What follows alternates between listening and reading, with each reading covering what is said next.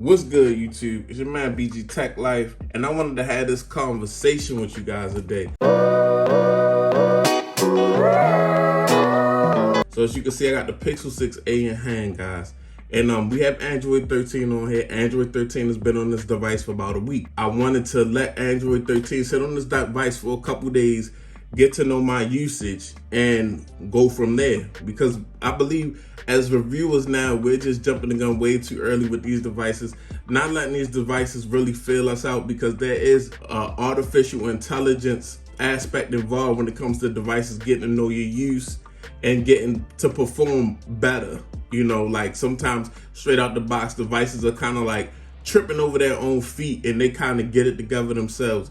So that's something definitely I'm gonna iterate and just giving the device a time before I start making judgments and not rushing to judge. But anyway, so pretty much on Android 13, guys, except for the changes that we know for sure are different, it's been a good, consistent device, guys. Like I've said that this device has been consistent. It runs really good. It runs really consistent. I haven't been having any issues with it. I will say this, in my comments, I've been getting problems with the modem and the Wi-Fi. I don't have a SIM in this device right now. I just picked it up. I switched between my Pixel 6a and my Pixel 6 Pro.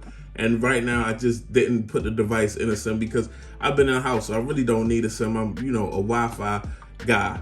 So anyway, as far as this device goes, one of the big issues that I did have is when it got really hot on me in a Twitter space. It got really hot. I put it down. I let it cool off, whatever. Like I feel like it shouldn't be, a Twitter space shouldn't make your device inoperable to the point where you have to stop using it. So I've been really looking out for that. And after I put Android 13 in there, I've been jumping in Twitter spaces and it hasn't been happening, like on purpose. Like you might have noticed me in your Twitter space, because really I'm just there because I want to see if the device will do what it did the day it really overheated in the Twitter space, and it hasn't done that. So I don't know I can't really say if this Android 13 fixed that, or maybe just the device has got itself together. Maybe this device tripped over itself that day and it just overheated. I'm not sure. It's kind of like an anomaly. So with that being said, I'm just keeping my eye out for the thermal issues, but I noticed that this device will get warm when you use it to a certain degree, just warm to the touch. That's just something that I keep an eye out on, but the device honestly has been really running really well for me. Android 13, I noticed no apparent difference. The fingerprint scanner does seem quicker, guys. It does seem faster to open. It seemed like my fingerprint scanner has gotten less consistent after Android 13, because it does this thing where 9 times out of 10, if I touch the fingerprint scanner and it doesn't open, it'll lock me out. Like the first time I touch the fingerprint scanner, once I touch it and me and the fingerprint scanner don't see eye to eye, there's no putting my fingerprint in again. It's like automatically just gonna start rejecting my fingerprint. It's like you don't get a second chance. I'm gonna mess up from here on out. And I don't like that. I don't know what that's about.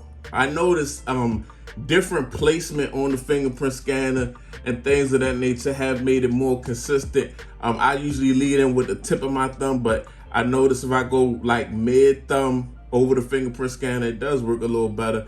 That's just what it is, guys. Like, yeah, I wish it would work perfect and I could just tap it and pull my finger off and it'd be completely open. When you're using a device, sometimes if it's not gonna do that and that's the device you're using, you kind of wanna, you find a way to use it to make it more consistent. It does open fast, I will say that. I noticed that on the Pixel 6a and the Pixel 6 Pro. I don't know if it's just animation. That's probably the biggest issue with this device. Those are my two main, like outside of the fingerprint scanner and outside of thermals, this device to me is really, really solid. Like it's just a really solid device. It's a lower device that you would want to do. If you wanted the phone at this price point, this is kind of the device you want, because you can have a good display, take good pictures, you have a good processor, you can actually game with mobile gaming really good with this device. So I mean, at this price point, this is really, really a good device. And it has outshined a lot of devices that were supposed to outshine this device.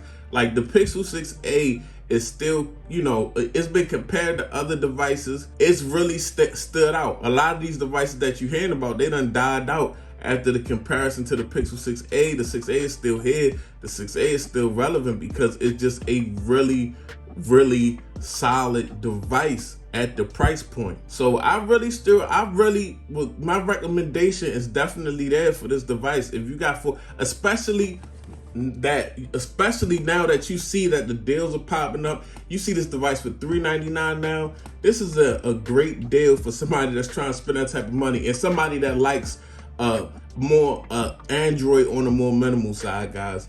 Definitely still a really good device. Definitely still a great pickup. The Pixel 6a, guys, is my little go-to device. I like it a lot. I like to, use it. I like the minimalness. I like the pocket rocket type device. But yeah, this is your boy BG Tech Life. If you're not subscribed, get subscribed. If you're not following me, go ahead and follow me on Instagram and Twitter, BG_Tech Life. It's your man BG. I'm out. Peace.